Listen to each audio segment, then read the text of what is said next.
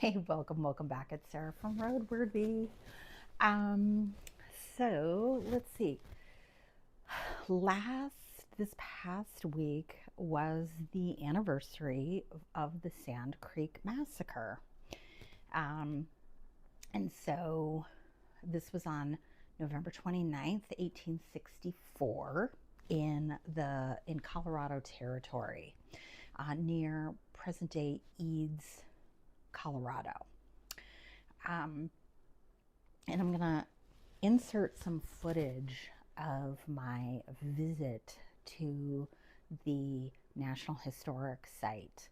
Um, and I, I, I reviewed that clip and I realized I didn't give any context in that clip.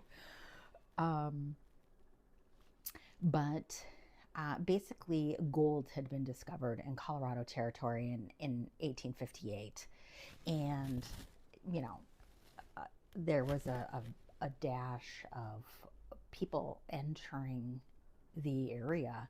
And the local indigenous people, the Cheyenne and the Arapaho, were just simply, they were being overrun. Um, and at one point in their territories, they were very outnumbered. And so they had been negotiating with the tribal, with, the territorial government and military, um, to diffuse tensions. There have been, incidents, various incidents over time of violence between the white people and the indigenous people.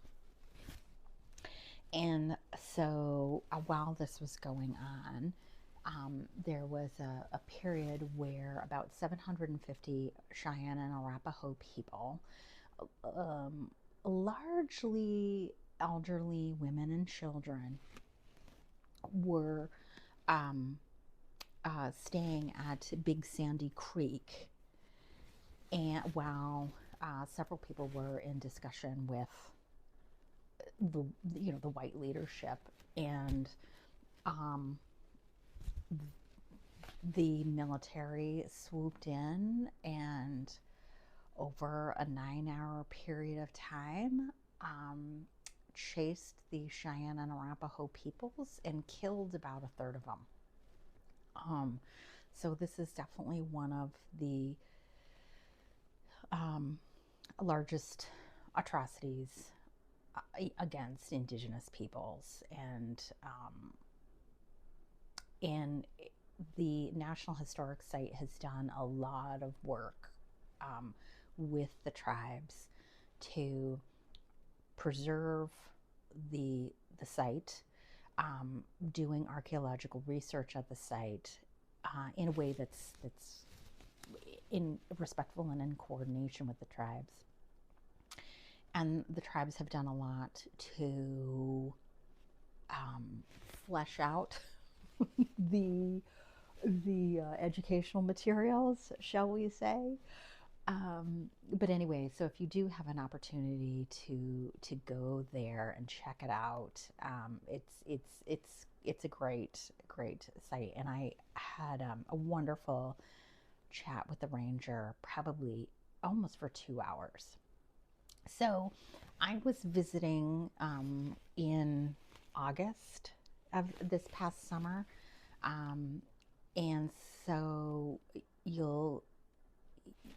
I'll insert some footage of the site, and the wind really picks up because this is in the high plains, and so you can't hear me at the very end, but basically I'm like, holy crap, being in this location in November, like, oh my God, it must have been cold. So let me insert that footage for you to see, and then I'll hop into the actual weekly reads portion of the video. Good morning. It's about, 9:30 in the morning, and I am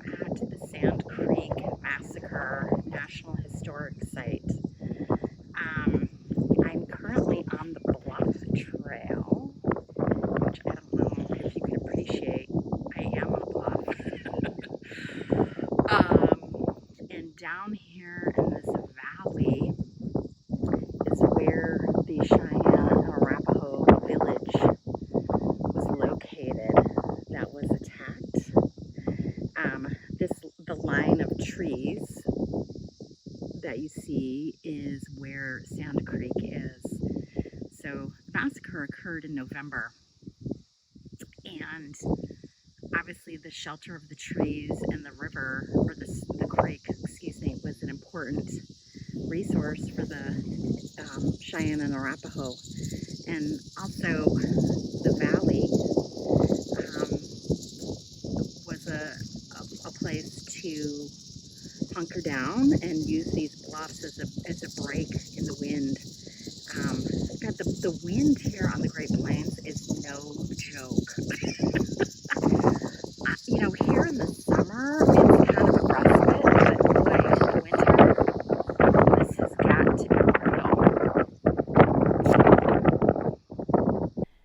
Reading this past week has been a little slow. I have been obsessively technical difficulties. Surprise! I had to buy a light because it's dark in this room, and my light just went off. Anyway, here I am. So, what did I read? So, I didn't get a super ton of reading done. I have DNF'd like crazy this week, and I haven't even DNF'd enough to even bother mentioning what I DNF'd because it was like so fast. It was like listening to it on 15 minutes on an audiobook, and then I was like, yeah, no. Read 10 pages yet, no. So I don't think it's really fair to be like, this book sucked. Anyway, or, so not a lot actually completed this week. So, but I did listen to James McBride's The Heaven and Earth Grocery Store. I'm not going to say super ton about this book because it's kind of everywhere.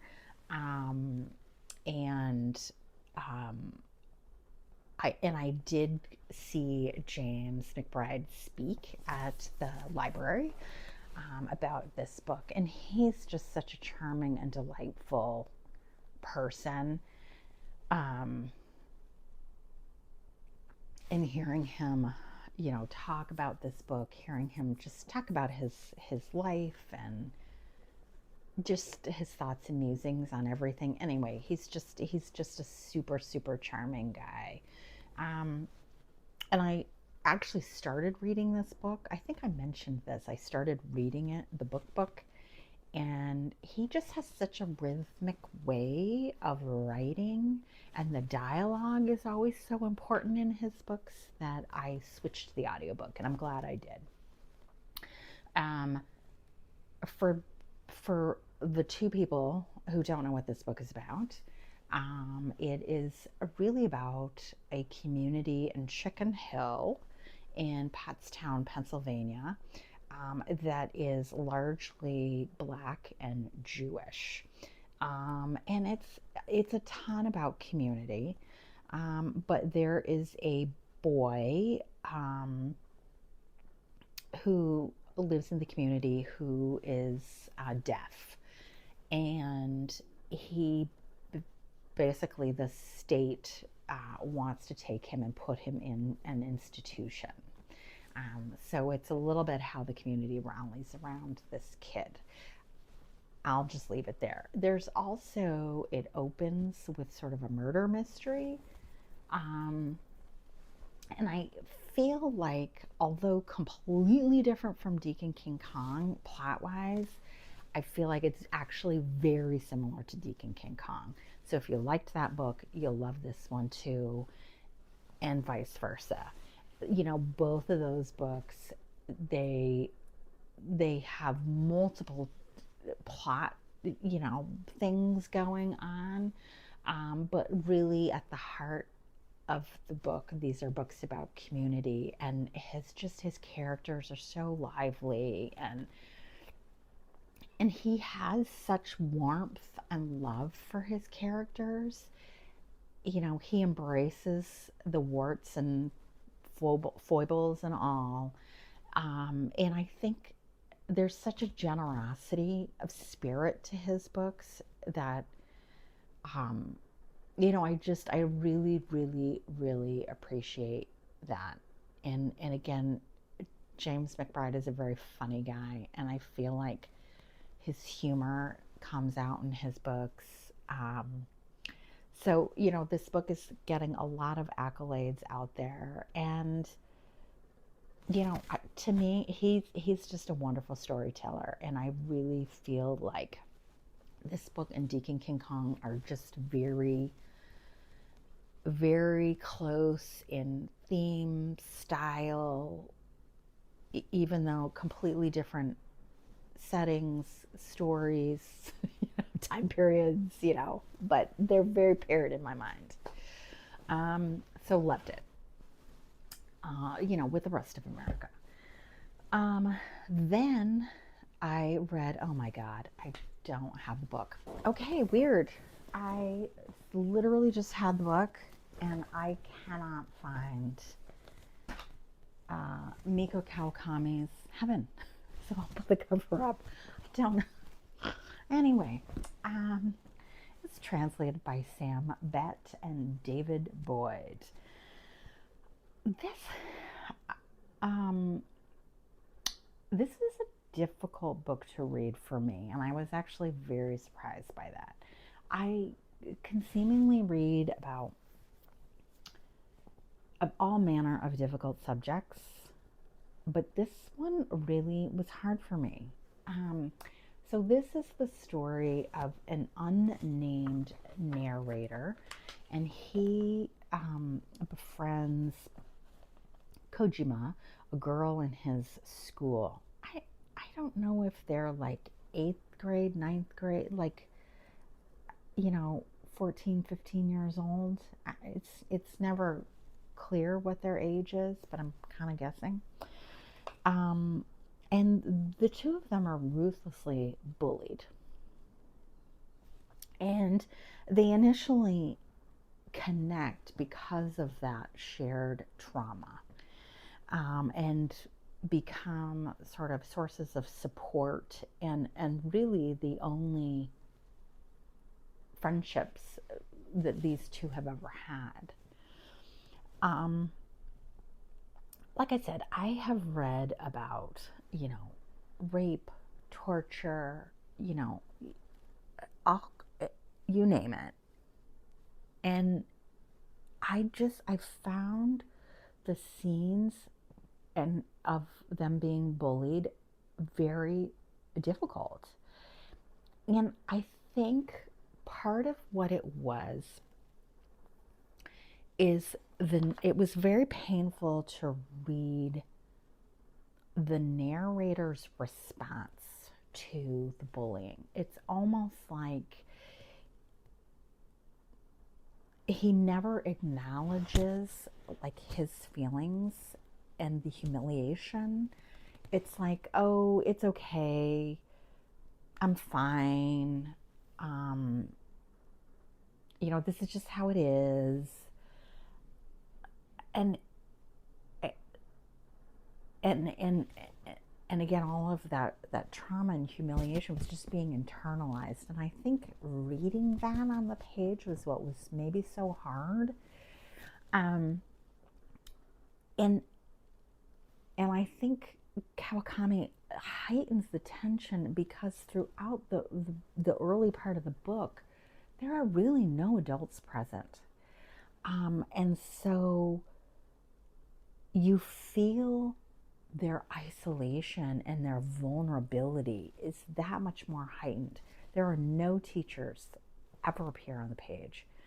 The narrator's mother appears, but she's always sort of watching TV, or like she's completely checked out and disengaged. And so I think that just really heightens the tension for the reader. What was also interesting in this book is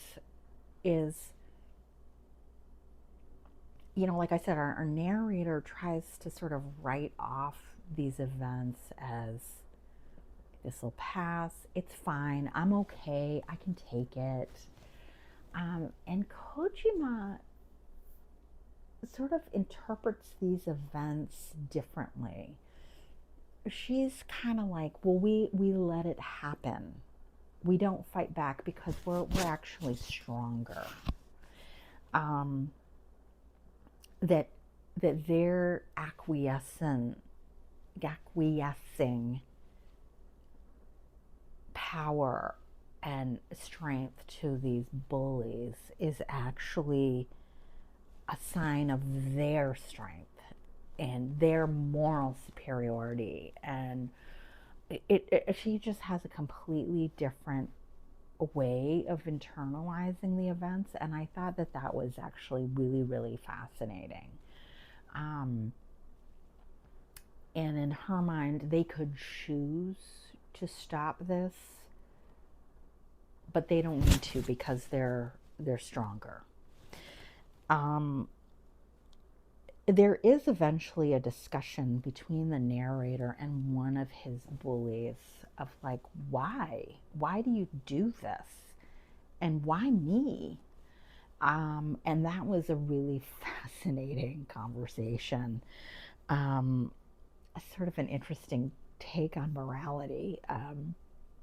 But I'm obviously not going to give away how this ends or anything like that, but I will say to me, it did end on a hopeful note, which, thank God, because this was really kind of bleak. Really well done, but I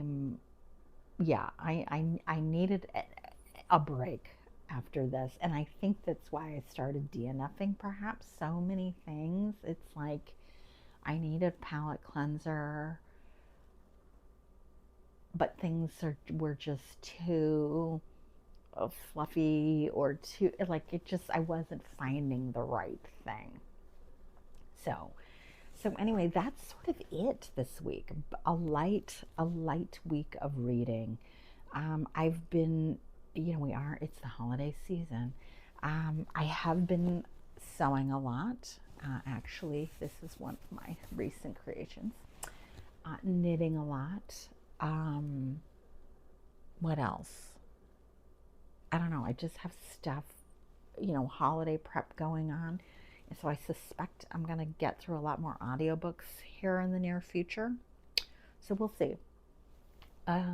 Hope everybody else has sort of recovered from the Thanksgiving break and are reading some good things and are at least getting to reading like they want to as they're starting to gear up for the December holiday season. All right. Thanks, everybody. See ya.